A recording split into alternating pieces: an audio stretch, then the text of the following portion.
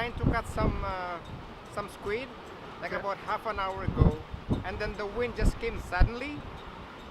So Crazy. scary. The wind just came so suddenly, without any warning.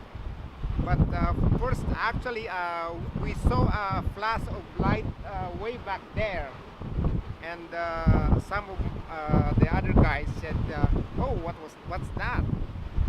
And we just didn't kind of care about it. But then suddenly the wind came, so all the rest actually went home already. We are just hiding here behind this wall.